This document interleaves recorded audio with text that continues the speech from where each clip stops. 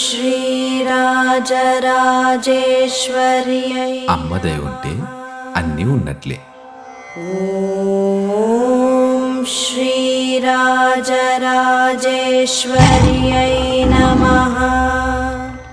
Hello viewers, మన Rajarajeshwari emporium కుటుంబ సభ్యులందరికీ వసంత పంచమి శుభాకాంక్షలు. ఈరోజు మన వీడియోలో అమ్మవారి అలంకరణకు వాడిన పూల తోట చూడబోతున్నామండి. ఇప్పుడు మీరు చూస్తుంది సరస్వతీదేవి వీణాపాని. అసలు ఈ వీణలు చూడండి ఎంత చూడముచ్చటగా ఉన్నాయో. ఈ కళాకారులకి హ్యాట్స్ ఆఫ్ చెప్పొచ్చు.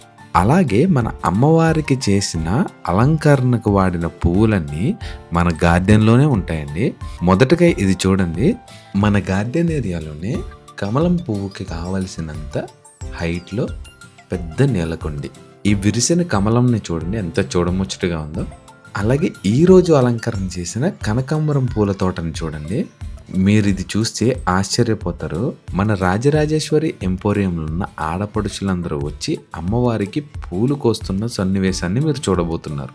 సో ఎంతో అందంగా రెడీ అయిన అమ్మాయిలందరూ పూలు కోసి మన అమ్మవారి కోసం పోగు చేస్తున్నట్టు.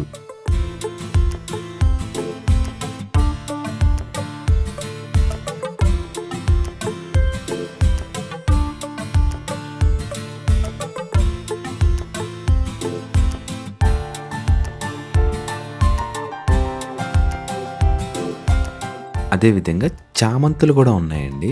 మీకు మల్టీ కలర్స్ చామంతులన్నీ మా గార్డెన్ ఏరియాలో ఉన్నాయి. అదేవిధంగా చాలా రకాల పూలు కూడా ఉన్నాయి.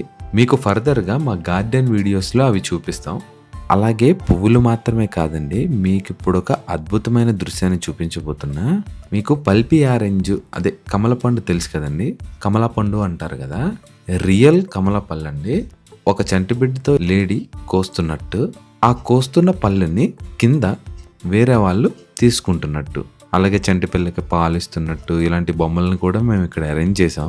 ఎంతో చూడముచ్చటగా ఉన్నాయి కదండి.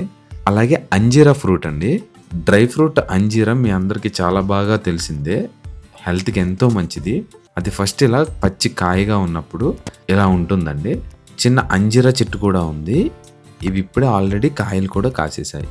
సో ఇలా మా గార్డెన్ ఏరియాలో ఎన్నో అబ్బురుపరిచే వింతలు ఉన్నాయండి. మీకు ఫర్దర్గా మా గార్డెన్ వీడియోస్లో ఒక్కొక్కటిగా చూపిస్తాం. మళ్ళీ ఒకసారి రాజరాజేశ్వరి ఎంపోరియం కుటుంబ సభ్యులందరికీ వసంత పంచమి శుభాకాంక్షలు. ఈ వసంత పంచమి రోజు నుండి ఆ అమ్మవారు మీకు మీ కుటుంబ సభ్యులందరికీ ఆయుర ఆరోగ్యాలను ఇచ్చి ఎన్నో సిరి సంపదలు ఇవ్వాలని మనస్ఫూర్తిగా కోరుకుంటున్నాం. అమ్మ దయ ఉంటే అన్నీ ఉన్నట్లే.